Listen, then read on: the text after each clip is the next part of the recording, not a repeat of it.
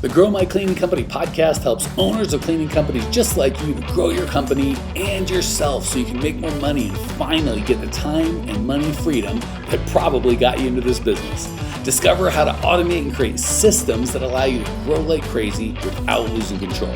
If you dig the show and want to show some love, subscribe, rate, and review on iTunes. It really helps. Enjoy the show. Hey, Cleaning Nation, Mike Campion here with the indomitable Jared Robinson. Where are you in the world today, Jared, if I may ask? I'm in Scottsdale, Arizona. Not uncommon. Where are you? I am in Mexico, Puerto Vallarta. Puerto Vallarta. It's times two, right? You've been there for a couple months, lived there, moved around, traveled about the earth, back to Puerto Vallarta. So no, this is my first time here, but I've been here for a good while. So I moved here in the summer, and I have somewhere very close to Puerto Vallarta. No, when I first got hired by you, I was in Cozumel, Mexico, which is on the other side of Mexico. Okay. It's an island on the other side of Mexico. All right. If you're all wondering what I thought we were talking about growing and cleaning, what are we doing here? What I want to talk about today is how we relate to our businesses. And I thought it'd be fun with Jared because we never talk about stuff like this. It's always paid traffic. And if you're all about paid traffic, dozens of videos with Jared or Jackson or plenty of guys, go check those out. But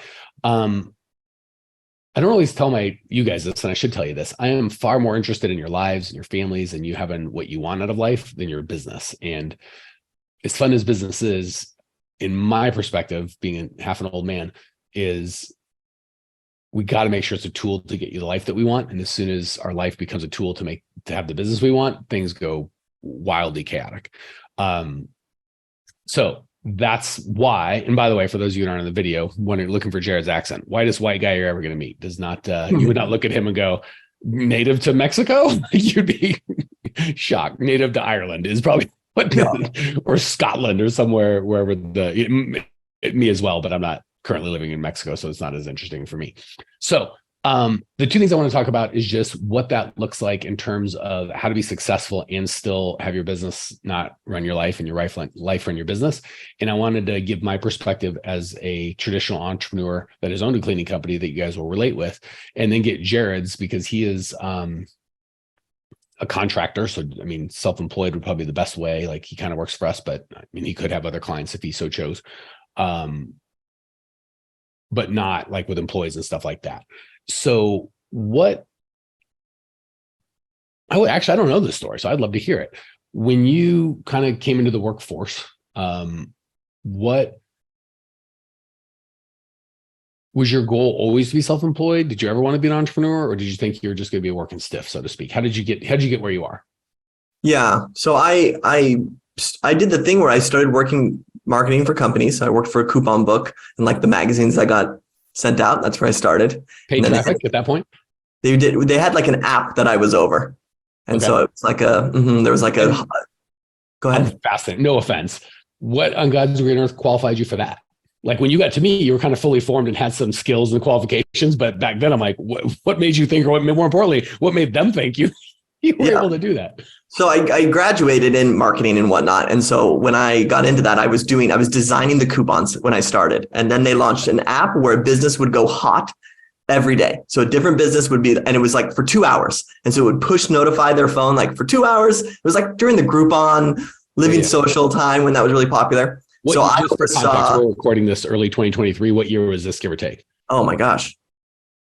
I don't know. I guess I graduated like 2011, 2012. Okay. So this is really early in the tech space. So you were, all right, I hate to be ageist, but is there a possibility, obviously you had a marketing degree, but from an owner, I'm like, I don't give a crap about degrees are worthless, but not worthless, but if you're not building a bridge or teaching, they're not particularly, is it possible? They're like, well, he's young.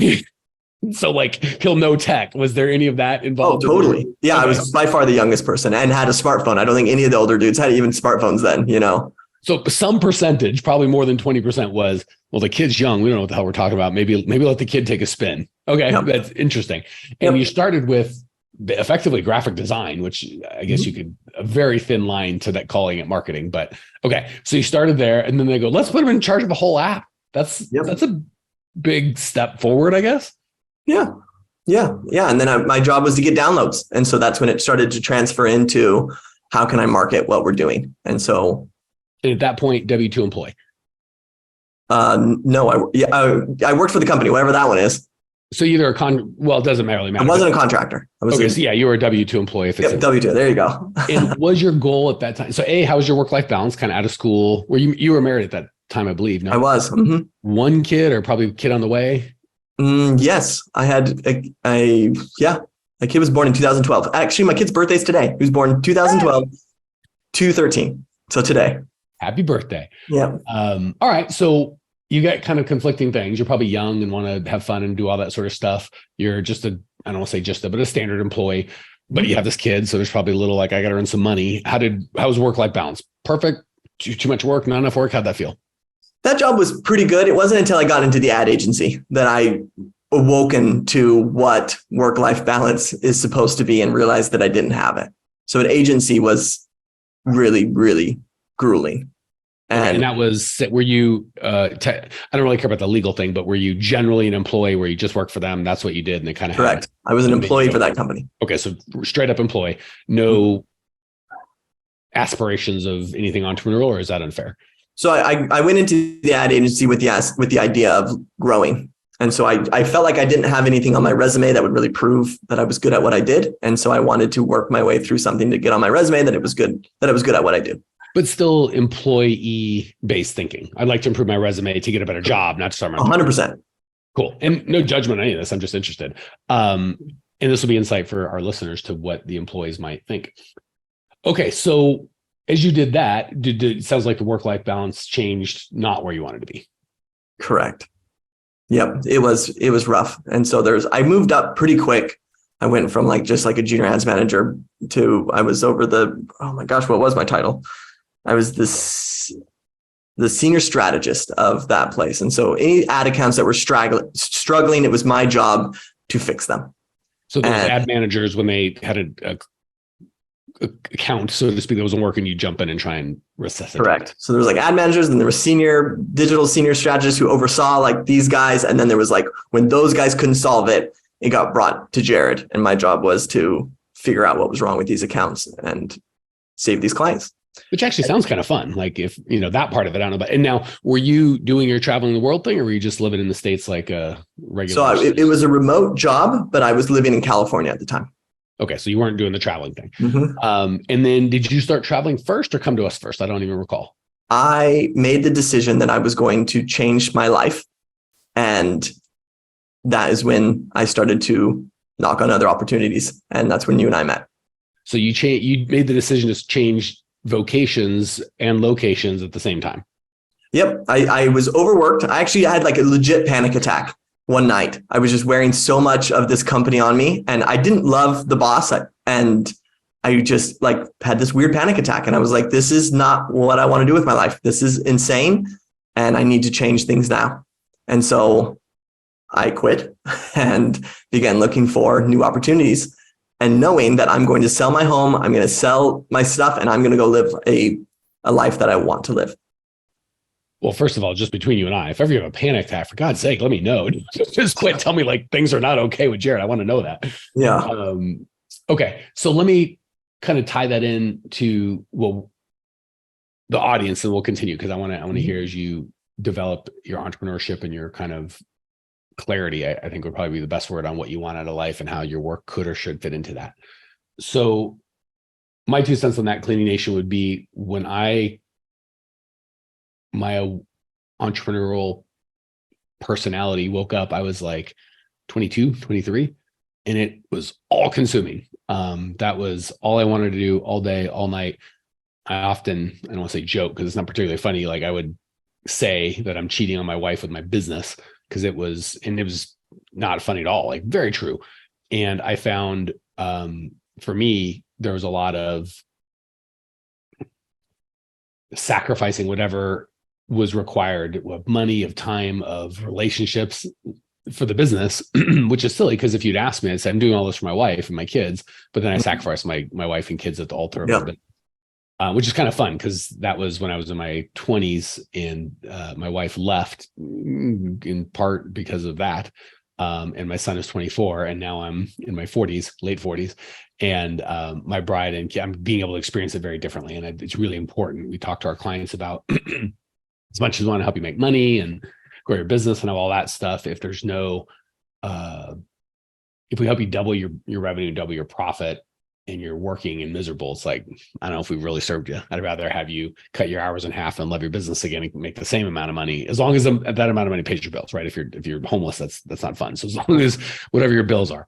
So I'm just trying to get where Jared and I's story, like coming to how they were before they intersected. So I'd love two things, if I could, Jared. When you I want to be totally honest with everybody. Like, I feel like Jared, and please correct me if your experience of this is wrong, but from my perspective, 80% of the time your work, from what we ask you to do, I don't know if you have any other gigs that you do, which you're welcome to, but if not, 80% of the time, I would expect your work-life balance is pretty good. And probably 20% of the time, you're like, I could work a little less. But I would love your perspective on that. And then from your perspective, what what you think, Mike works too much, too little, love. And then third, if you really want to get crazy, how you perceive our clients. So the three kind of players in work-life balance from your perspective: yourself, myself, and then our clients. I would love to hear anything and everything you have to say about work-life balance from your perspective. Sure. Yeah. So from my perspective, what I've learned from my agency is that I had a skill and that I could sell the skill. And so instead of going to and being an employee and just pretty much being owned, and you just have to do whatever it is. If I'm supposed to fill up coffee mugs, like, great, that's my job today. Like, that's kind of the employee mindset. Once I thought I've developed and have this skill set, I'm good at what I do, I can sell the skill. That's when I've kind of transferred into more of what I am now, which is this media buyer. And I work for Grow My Clean Company and I do their media buying. And it's more, Mike pays me for the skill that I have, not as an employee, but for the skill. And that's where I feel like, I have this freedom to be able to travel and to do different things because I'm selling it that way. So that answers me. Go ahead. Well, and from my perspective, I wouldn't even say a skill. Yeah, I think you need the skill, but I don't care about that. I care about the result. So you have the skill to create the result. So from your perspective, I'm marketing a skill. From my perspective, I'm buying a result. And honestly, if Jared, we've never talked about this before, but if today on this podcast you said I work about 12 hours a week, it'd be like, you still give me the result I need. And if you said I work 60 hours a week, I guess I'd be surprised at both. But anywhere between 26 and a half and 44 and a half, I'd be like, sounds about right. None of those would make me go, what? Yeah, that's way too little. You should deserve less money, or that's way too much. You deserve more money. It's more just the result. Mm-hmm. Okay. So that's your perspective. I'd love to hear from what you see. And again, I don't live with you. So like I said, I have no idea how many hours you work, and you don't live with me. I have no idea how many hours you work. And then I'd love to hear your perspective on how that relates with our clients and the listeners. Yeah. So I think there's a difference between where people are at in their life. And so there's people who maintain, and then there's people who are growing. And growing usually means you got a little bit more hands on deck when you're in growth mode. And so there's more risk that's associated with it. There's usually more money being spent, and there's just more learning and getting yourself out there. And so usually, because you're doing that, you need more results quicker. And so you're just really working during that time. And so we aren't a stagnant company. That's not our goal, is to just stay where we are. And so definitely there's times where, Mike, I would say that we're in growth mode and everyone's hands are on deck. And then there's kind of more a flat line of what we're doing. And then we grow, and then we flatline, and we grow, and then we flatline. I think that's kind of the pattern that we do. And so for me, I think your personality and what I know, there's a difference why I'm not an entrepreneur and you are, is that I think the desire to constantly be growing is really strong in you. And because of that, you love what you do and you find joy in it. And it's something that I think at the end of a weekend, I think you're excited to go back to work every week. And I think a lot of people in America don't feel that way. And I think that's the life that you've created for yourself. Real quick, Cleaning Nation, if you can think about how you found out about this podcast, maybe a tweet, a Facebook message, iTunes search, some sort of Instagram post, the only way we grow is word of mouth. We don't do paid ads. We don't run ads. You are it. The only ask I have is if you're getting value, share the love. However you found out about this, if it was a review or post, whatever it is, do that. Pay it forward so the next cleaning company owner can change their life as well. Back to the show. Most weeks, don't tell anyone. So Jared says most weeks, not a few weeks, most weeks, but not every week. Jared says something really important that I don't want you guys to miss. Stage of life, I think, is important. All this stuff takes time or money, and all money is, in my opinion, is other people's time. Like, Jared's bright and he's got skills, and I'm sure if I had given enough time and motivation, I could probably do that skill, but not just in, kind of like the plumber, where it's like, yeah, it's easy. It doesn't take me that long to do the stuff, but to stay on top of what Facebook's doing and all that platforms on, that to maintain that would take quite a bit of time. So all that tends to happen as you get older or you get more successful in business is you first start with like where Jared was at, like, I'll just do whatever. Like, I don't really have any skills. I will work hard and I'm a reasonably intelligent human being. And I'll try hard. And that'll get us a lot of way, that'll get us somewhere. And then as we grow as entrepreneurs, we start having some systems. And I'm guessing you wouldn't have thought of it that way, Jared, but in your mind, my guess, if I was whoever your boss was before, I'd be like Jared's systems in his head, because Jared just has a bunch of if thens. If this, then I try that. And if that, I try this. His if then system was better than the other people's if then system. So he added systems to his time. And then as you get older still, we'll have to check in with Jared in another 20 years and see if this is where he's at. You add money to the thing. So first it's just you with no leverage. Then you leverage your time with systems, and then you leverage your time with other people's time, i.e. your money, their time. And then the more money you have, the better their systems that you can acquire. So I think stage of life has a lot to do with it. If you're 26 and you're like, I want to be a billionaire, like you can, God bless, but it's a little harder than if you're 46, and you're still hustling, not to judge, but you want to start using your brain a little more than your brawn. Yeah. So like when you first start your first job and you're getting coffee for people, like, so be it. I'm 26 years old. However old you were, 24, 23. I don't have a ton of skills, so I will use my whatever. Now you're getting better. And hopefully as we've worked together, you start to see some stuff and you're growing again. Okay. Yeah. I'm dying to hear, and then we'll close with, you give your feedback. I'll give my feedback on kind of the work-life balance for our people. What do you see? Because you've got a nice perspective in that you're in their business to a degree, but you've got you're not, you know what I'm saying? Sometimes a lot of owners can get right in the middle of it and they can't see their own crazy, but you've got some nice perspective. So what do you see from your seat high aloft, slightly elevated outside of their business? Yeah, I would say that especially within the program, I would never describe any of our clients as lazy. That's not a word that I would use to describe them. They are all hardworking people. Where I see, if we're talking work-life balance, where I see usually the biggest issues is that they're just treading water and holding weight. It feels like they're just holding these weights and treading water, and they're great at treading water, but it's really hard to elevate out of the water when you have so much that you're doing. And so it's usually the systems and processes that help business owners, because they have the leg strength to tread. It's just the weight that's keeping them where they are. And so it's removing some of that and automating and the systems that are there for them so that they can they have the skill sets. It's just being used in other places, it feels like.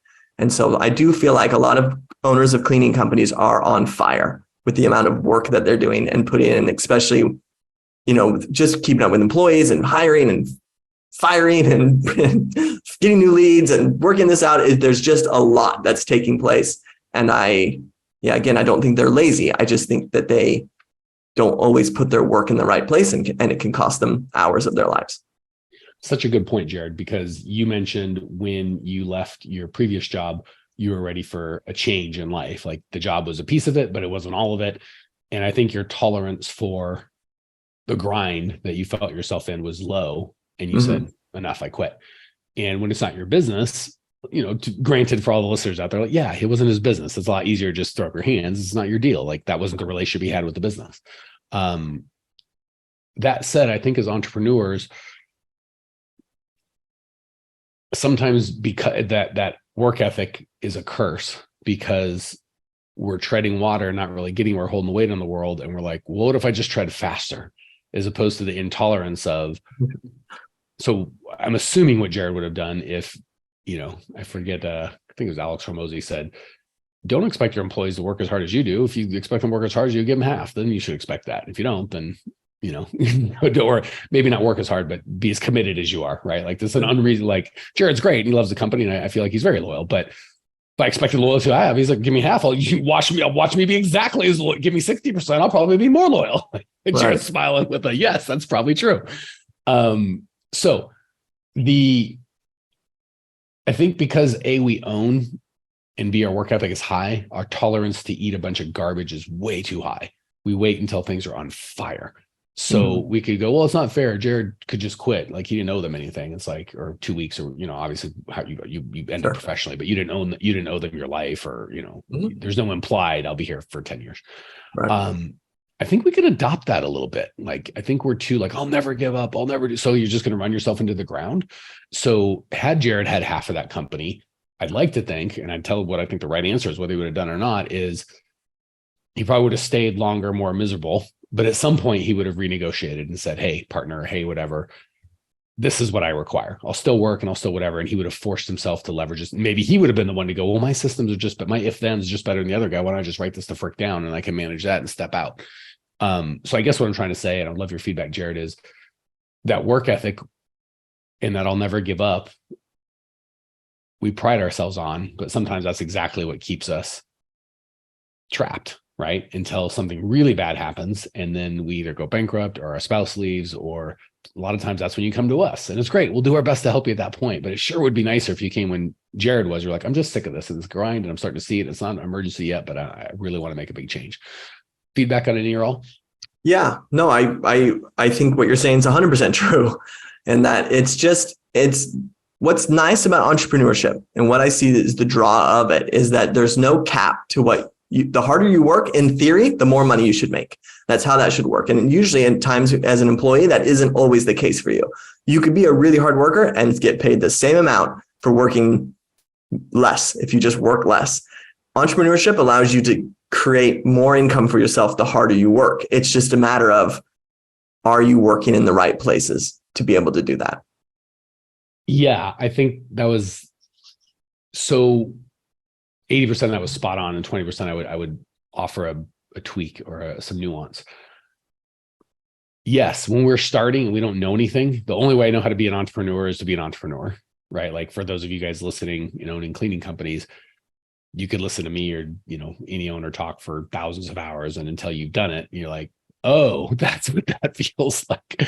All of us that are married at some point weren't married. And we had these visions of what it would be like in terms of commitment and value and benefit to get married. And then you get married for 5 years, like, oh, this is completely different than what I thought.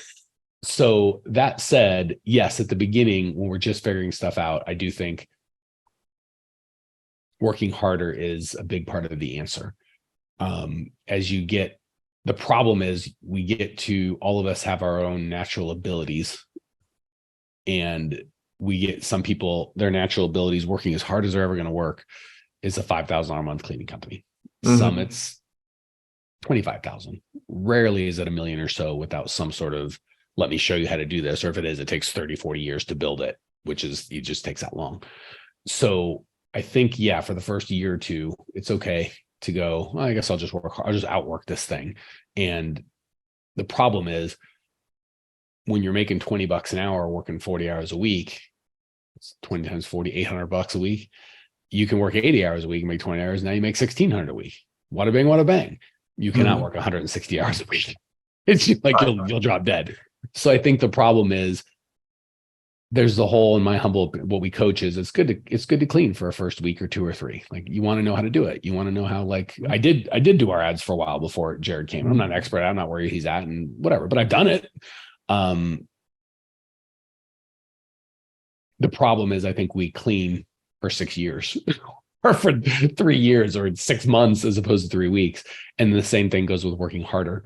We work harder and it gets us results for the first till you hit 60, 70, 80 hours. And then it doesn't get results anymore. And we just keep thinking we'll work harder, and that's when we got to do it. All right. I've got closing thoughts. Anything you want to add before I close this thing, Jared? No. Close it. Closing up. So what I want to encourage you to do, Cleaning Nation, is, sorry to sound like old man campion, but I still remember the wall. I was at a chiropractor and I saw this on the wall. I'm like, that's really smart. A young guy will trade his youth for money. Or most young guys will trade their youth for money. 100% of old guys will trade their age for money. Like if they could have that youth back, they would spend anything. Mm-hmm. So oddly, and I think this gets less and less the older you get. For me, it certainly has. When we're younger, we value money because we have less of it, and we don't value time because it feels like we have all of it. The problem is, and then when we get older, you start having less time and all goes well, you have more money. So you start valuing what is more scarce. The trick is, that's not the truth. That's how we experience life. The truth is we are always getting poor in time. And, there's also this belief of, average age expectancy is 80 years old in America, whatever it is. It's not a guarantee. Some of us might hit 100. Right. The numbers would show 30, 40, a substantial percent will not live that, right? So there's this, well, 100% of the days I've woken up, I've made it to tonight. I've never died. So there's a really good expectation. It's like, yeah, but once you do, you're dead forever. That's that. There's no, or you're into eternity forever. So I just want to encourage guys, gals, especially the younger, trading time for money is okay. Just limit it. At some point, I promise, I'm at 48 and I'm certainly not talking being homeless, right? If I couldn't eat and have heat and clothing and clothes and air conditioning and a car, whatever that costs, depending on 50 to 100 grand a year, depending on the part of the country you're in, or 8 grand to 100 grand a year, depending on what part of the world you're in. Jared's like 50 grand. I could live on half that. He doesn't, but anyway, so the closing is time will teach you that trading time for money is a bad fit overall, because we're always going to get poor in time at the end of the day. And most days we'll get richer in terms of money, or at least stay the same, but guaranteed we can always make more money. We can never make more time. So as you're growing your business and thinking about sacrificing, this guy called out, that guy called out. I know I'm at dinner with my wife and I told her I was going to be here, and this is the third time I've canceled. I know my kid's like, Dad, why are you always too tired? Why don't you pay attention to me? And I know, do something different, right? Don't do what Jared did. I don't know what happened. He had enough of it. He's like, my life's going to change. I'm going to do something different. I want to travel. I'm going to take drastic action. And that cost them something, right? Like, I'm sure there was some security in your job and some security in your home, and you're amongst friends and blah, blah, blah. So if you're really happy with your business and the time money exchange you're doing, keep doing it. If you're seeing that it's not a good long-term bet, do something different. If you want help with us, growmycleaningcompany.com, 900 free podcasts, free on-demand training is probably the best place to start, but hundreds and hundreds of hours, growmycleaningcompany.com. Check it out. Well, here we are, the end of the podcast, and you made it. Great job. I've got a little bonus for you for sticking through with me, but like I mentioned before, if you got value out of this podcast and you want to show a little love, subscribe, rate, and review on iTunes, Spotify, wherever the heck you're listening to this thing. Share it with a friend, share the love. And as a special thank you for those of you that stuck with me to the end, how about I give you my personal phone number so we can text? It's a great way for me to get to know you, your business, your goals personally. So shoot me a text now, 602-932-6431, 602-932-6431. I am the only one who responds to these texts, and I will personally respond to everyone I possibly can as long as this number is manned. Don't know how long we're going to keep this at the end of the podcast, so grab it now, 602-932-6431. Give me a text, say hey, can't wait to meet you.